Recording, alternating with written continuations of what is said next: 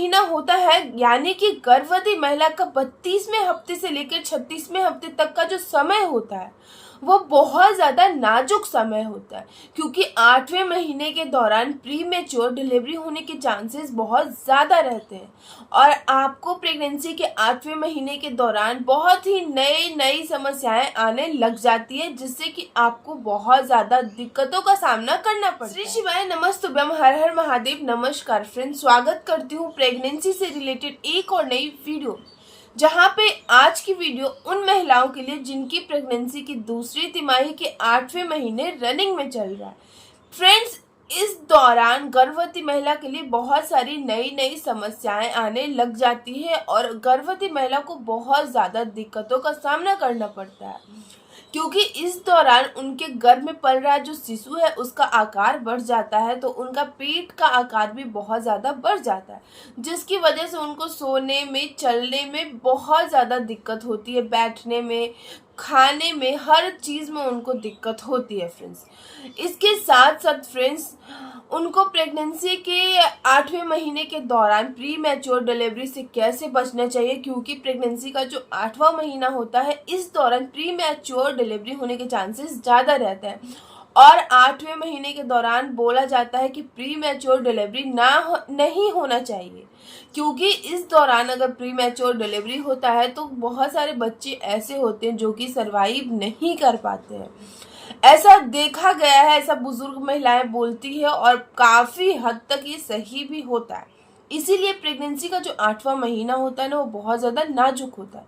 इस समय हमें बहुत ज़्यादा सावधानी बरतने की ज़रूरत है। तो चलिए जान लेते हैं फ्रेंड्स आज की वीडियो में कि क्या क्या सावधानी बरतनी है, क्या क्या समस्या प्रेगनेंसी का 8वां महीना लेकर आता है और आपको प्री मैच्योर डिलीवरी से कैसे बचना चाहिए। ये सारी चीज़ें जानने के लिए वीडियो में अंत तक बने रहें। और अगर आप अभी तक मेरे चैनल को सब्सक्राइब नहीं किए फ्रेंड्स, तो जल्दी से जाइए और जाकर मेरे चैनल को सब्सक्राइब करके बेल आइकन ज़रूर प्रेस कर दीजिए, ताकि आने वाली सारी वीडियोस की जानकारी आपको मिलती रहे। तो चलिए बिना देरी किए हुए फटाफट से वीडियो को हम स्टार्ट करते हैं फ्रेंड्स। देखिए फ्रेंड्स, प्रेगनेंसी का जो 8वां महीना होता है वो बहुत ज़्यादा नाजुक होता है हर गर्भवती महिला के लिए। इस दौरान हमें हमारी जो बुजुर्ग महिलाएं हैं, हमारी जो सासू माँ होती है, हमारी जो मम्मी होती है, हमारी जो दादी होती हैं, इस दौरान हमें बताती हैं कि हमें एक जगह से दूसरे जगह नहीं जाना चाहिए, चाहे वो कोई भी जगह हो, नहीं कोई रिलेटिव्स के यहाँ कहीं भी इस दौरान नहीं जाना चाहिए। स्पेशली 8वें महीने के दौरान दोहरी क्रॉस नहीं करनी चाहिए, क्योंकि इस दौरान बहुत ज़्यादा नाजुक सिचुएशन रहता है और आपको प्री मैच्योर डिलीवरी होने के चांसेस भी बहुत ज़्यादा है। प्रेगनेंसी का जो 8वां महीना होता है फ्रेंड्स, इस दौरान आपका जो गर्भ में पल रहा शिशु है वो पूरी तरीके से डेवलप हो चुका होता है, उसके शरीर का हर एक एक पार्ट बन चुका होता है। तो इस दौरान आपके बच्चे का वजन भी बढ़ जाता है, आपका बच्चा भी बड़ा हो जाता है और जाहिर सी बात है कि आपका पेट भी बहुत ज़्यादा बड़ा हो जाता है। और जब आपका पेट बहुत ज़्यादा आगे की तरफ निकल जाता है तो आपको बहुत ज़्यादा दिक्कतों का सामना करना। इस दौरान आपको बच्चे की हलचल कम या ज़्यादा भी महसूस हो सकती है।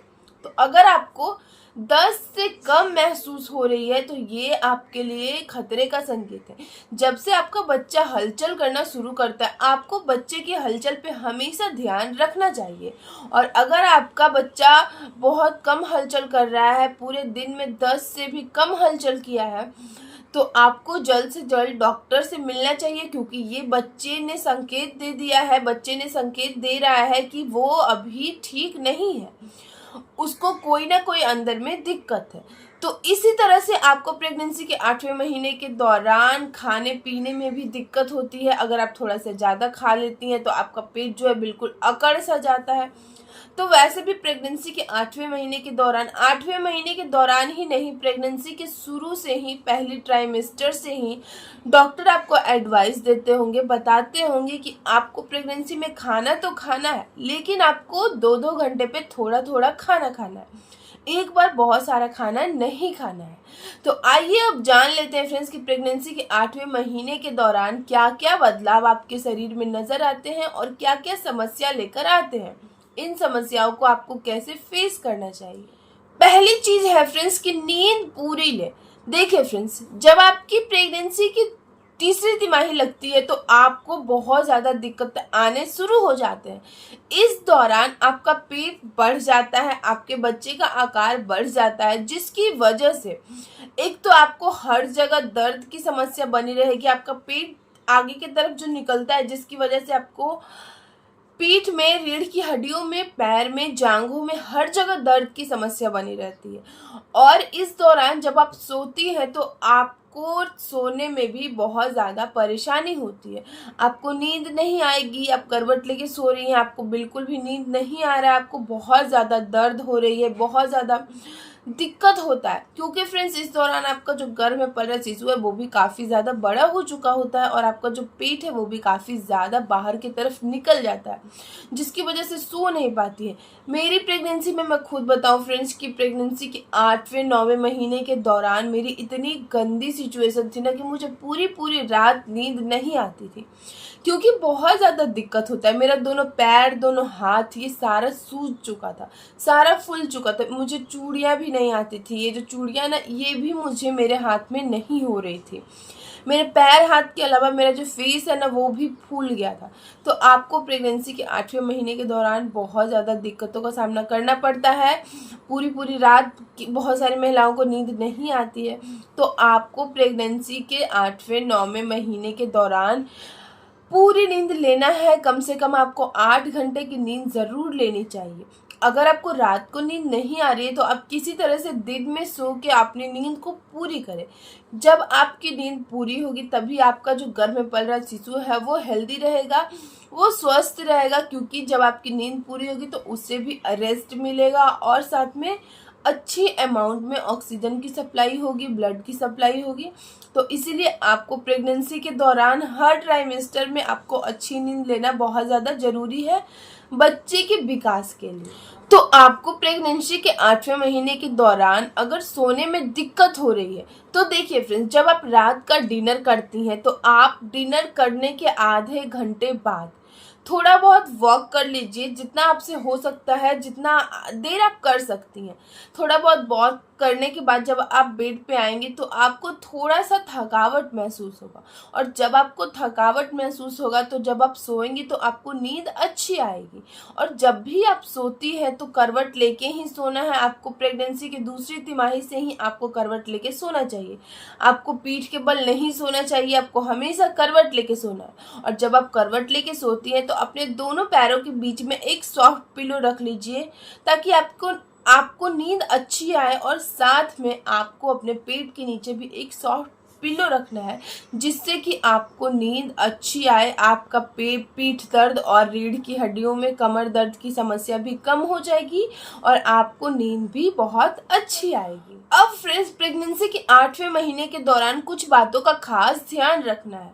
जैसे कि पहली चीज कि आपको सबसे ज्यादा स्ट्रेस नहीं लेना है फ्रेंड्स। बहुत सारी महिलाओं के घरेलू दिक्कत या फिर हस्बैंड का प्रॉब्लम या फिर कोई भी, हर महिला को, हर आदमी को हमेशा दिक्कत होते ही रहता है, हमेशा परेशानी होते ही रहती है। तो आपको प्रेगनेंसी के 8वें महीने के दौरान कोई भी परेशानी हो, ज़्यादा स्ट्रेस नहीं लेना है।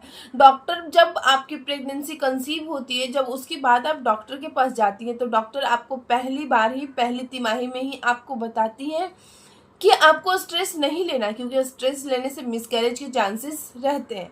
तो इसी तरह से आपको प्रेगनेंसी के 8वें 9वें महीने के दौरान भी स्ट्रेस नहीं लेना है, क्योंकि इससे प्री मैच्योर डिलीवरी होने के चांसेस रहते हैं। और प्री मैच्योर डिलीवरी ऐसे भी सही नहीं होता है। आपका 9वां महीना लगने के बाद अगर आपको डिलीवरी हो रही है तो इसमें कोई दिक्कत नहीं है, आपका बच्चा बिल्कुल स्वस्थ है, लेकिन आपको प्री मैच्योर डिलीवरी नहीं होना चाहिए। तो आप हमेशा, अगर आपको स्ट्रेस आ रहा है, अगर आप फैमिली के साथ रह रही हैं, तो आप अपने फैमिली के पास बैठ के बातें कीजिए, टाइम स्पेंड कीजिए, जिससे कि आपको तनाव से दूर रहिएगा। और अगर ऐसा भी नहीं है तो आप रामायण, महाभारत या मनोरंजन के लिए कुछ भी आप देख सकती है, जिससे कि आप स्ट्रेस ना लें। दूसरी बात फ्रेंड्स, आपको पीठ के बल बिल्कुल भी नहीं सोना चाहिए। जी हाँ फ्रेंड्स, प्रेगनेंसी की जो दूसरी तिमाही यानी कि चौथे महीने से ही आपको पीठ के बल से नहीं सोना चाहिए।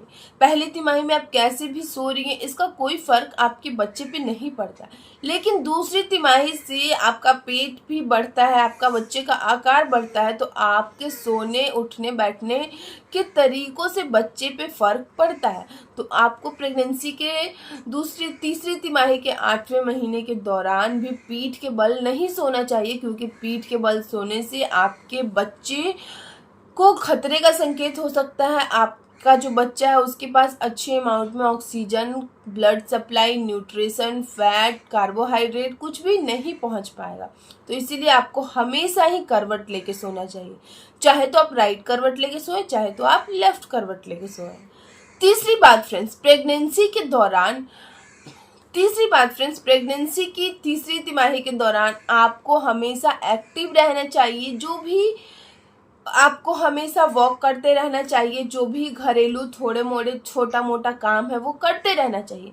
अगर आपकी प्रेगनेंसी में कोई कॉम्प्लिकेशन है, हाई रिस्क की प्रेगनेंसी है, तो आपको बेड रेस्ट डॉक्टर दे ही देते हैं। लेकिन अगर आपकी प्रेगनेंसी हेल्दी है तो आपको थोड़ा बहुत काम करते रहना चाहिए घर का, ताकि आपका जो बॉडी है वो एक्टिव रहे। आपको वॉक करना चाहिए ताकि आपको बॉडी एक्टिव रहे और आपकी जो डिलीवरी है वो अच्छे से हो जाए। तो प्रेगनेंसी के 8वें महीने के दौरान अगर आप इन सारी बातों का खास ख्याल रखती है तो सबसे पहले तो आप अपने प्री मैच्योर डिलीवरी होने से बचिएगा। इसके साथ ही आप आगे के लिए यानी कि अपने डिलीवरी के लिए भी आप खुद को तैयार कर रही हैं। तो इस तरह से अगर आपको मेरी वीडियो थोड़ी सी भी इंफॉर्मेटिव लगी होगी तो लाइक कर दीजिएगा फ्रेंड्स। और अगर आप मेरे चैनल पे नए जुड़े हैं और चैनल को सब्सक्राइब नहीं किए हैं तो जल्दी से जाइए और जाकर मेरे चैनल को सब्सक्राइब करके बेल आइकन ज़रूर प्रेस कर दीजिए, ताकि आने वाली सारी वीडियोस की जानकारी आपको मिलती रहे। जय माता दी।